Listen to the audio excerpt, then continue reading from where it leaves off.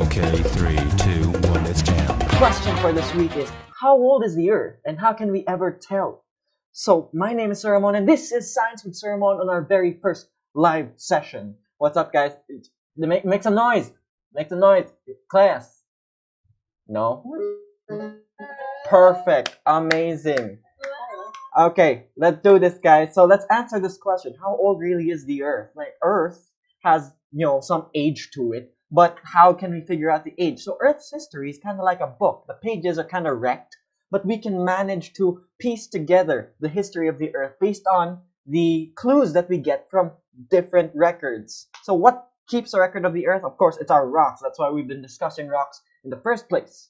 So Earth's history, or coming of age story, can be simplified through what we call a geological time scale, which we're going to talk about this week. So this week we're going to talk about that geological time scale and how marker fossils can be used to identify where we are in geologic time. And also we're going to talk about the various hazards that affect humanity in the latest division of geologic time. Alright, so let's do this. So how do you read books? Normally you read from left to right unless you have other media where it's from right to left.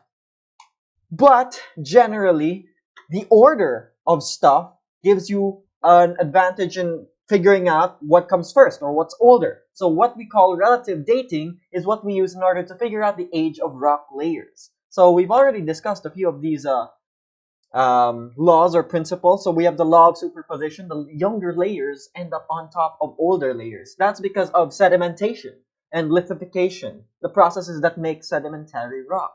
So superposition just means the younger ones are on top. On the other hand, the law of original horizontality, from the name, it's originally horizontal. Gravity makes it so that layers are deposited horizontally, side by side. But if you have giant valleys and stuff, it's hard to figure out which ones are the same layers. Basically, this just says that whatever's on either side of a valley or a cut is part of the same original layer. Alright? Next, we have a cross-cutting relationship. If something's cutting through something else, something's getting in between something else, you can't get in between something if there wasn't even something there in the first place. What that means is that the cross-cutter is always younger. Yes, ouch. The cross-cutter is always younger than whatever it's cutting into, right? Huh? Mga NTR dyan. Anyway. So, next we have inclusions. On the other hand, it's kind of like a cross-cutter, but it's different. Inclusions mean older things that got embedded in rock. So something that's sitting there, and then rock gets deposited around it, and then it gets stuck there. So you can't get stuck there if you weren't there in the first place. So it's older. Inclusions are older than the surrounding rock. Alright, moving on. We have the concept of unconformities. These are the erosion of certain old layers and then new layers forming on top. So what it's like is that there's missing or torn pages of the book. So in the rock record, there's missing parts. So you can see in the background here, there's a strict line there. That's an unconformity because the older layer, the one under it, got eroded away, and then a new layer started forming on top of it. So how do we deal with these missing or torn pages? How are we supposed to read a book with torn pages? See, the book of Earth is very, very vast. It's not just one place where you can get a sample. You can get a rock sample in other places as well. So we have what we call correlation. Correlation in geology is basically the idea that you can put together the pieces of the puzzle by looking at different places. So you can look at the records of different rock layers in order to piece together what the layers of rock, how old or young different layers of rock are. So relation of different samples. That's why it's correlation. And you can see on the left is already the geological time scale. That's exactly how we figured it out. So rocks aren't enough though. In order to figure out the geologic time scale, we need more clues than just rocks. So we have what we call the clues from fossil succession.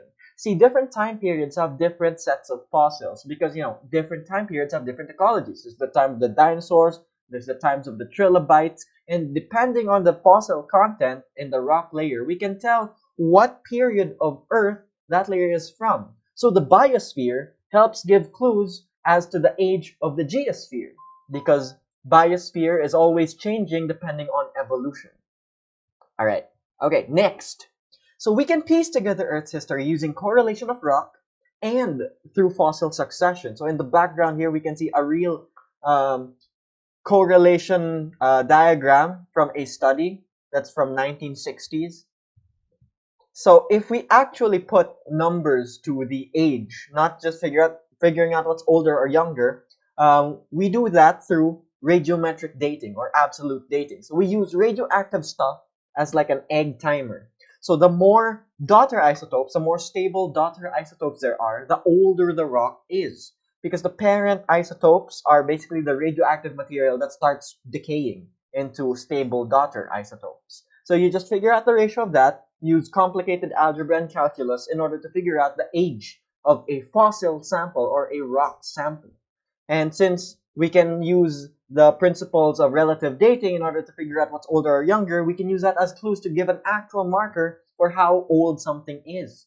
So one of the most specific types of radiometric dating is radiocarbon dating. So you use carbon-14, that's slightly radioactive, and it's found in organic material. It's highly precise. It's very predictable how it decays. So it's very useful for giving a very accurate age of a sample. But again, it only works on organic material. So if we're trying to study rock samples that have no fossils of living things, then we can't use this type of radiometric dating. That's why life gives a very, very good clue for the age of rock samples.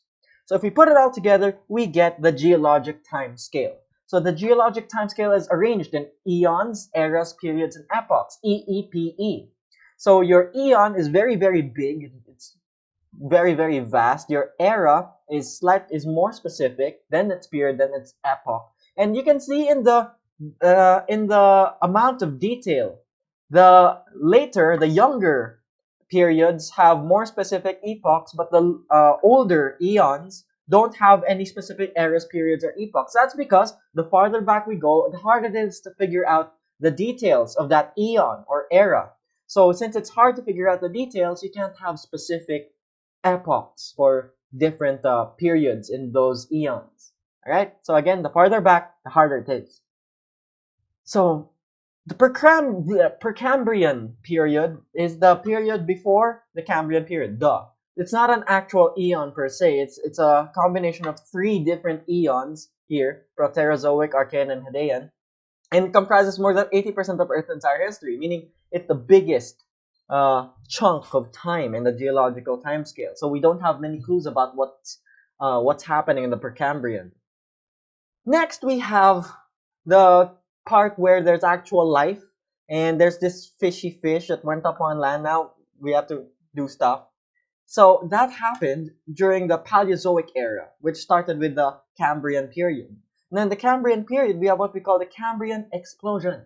No, things didn't explode. It's an explosion of biodiversity, meaning different types of life forms started branching out into different ways. So there's suddenly fish and insects and plants. That's why later on we also have the age of amphibians. So again, from water, it transitioned to land-based living. And what actually separates different eras, like the Paleozoic era, from each other is the extinction, a mass extinction event. So at the end of the Permian period is a mass extinction event that marked the end of that era. All right. So that extinction event is called the Permian Triassic extinction event because it's between the Permian and the Triassic period. Next, we have what we call a period that is emphasized by dinosaurs. So these are actually lemur-looking things, but they look like brachiosaurs. Huh? Huh? Cute little furry dinos. So next is the Mesozoic era. It's the time of the dinosaurs. Now this era is divided into 3 different periods. We have the Triassic, Jurassic, and Cretaceous period. Now, Jurassic Park, right, and Jurassic World. You know, there's the T-Rex there, but take note in the diagram that the T-Rex is part of the, where is it? There. It's part of the Cretaceous period and the early Tertiary period. So that means that it's not in the same time as the Brachiosaurus and the Apatosaurus and other super gigantic dinosaurs. Okay? So they're spread out over an entire era. Alright? They don't overlap. So, What happened to the dinosaurs? Of course, they also have their own extinction event. This one is more famous than the others. We have the Cretaceous Tertiary extinction event. It's the extinction event between the Cretaceous period and the Tertiary period, and again, it marks the end of the Mesozoic era. So that sucked for the dinosaurs, but it's good for the mammals and the birds. So for the mammals, these birds are called great tits, beautiful birds. So the mammals and the birds, they started up during, no, not the Mesozoic era. Sorry, that's a typo. That's a typo over there. It's the Cenozoic era. The Cenozoic era is divided into the Paleocene. I can't read it, but yes, it's divided into these three periods: the Paleogene, the Neogene, and the Quaternary periods. And these have their own epochs because we can figure out a lot of details about them. So, in the Holocene, let's go back. Sorry. In the Holocene epoch, the most recent epoch, the epoch we're living in, we have what we call the Holocene extinction event. It's an ongoing extinction event that's driven by human activity. In the background, we can see an expected amount of extinctions and the observed amount of extinctions ever since the 1900s.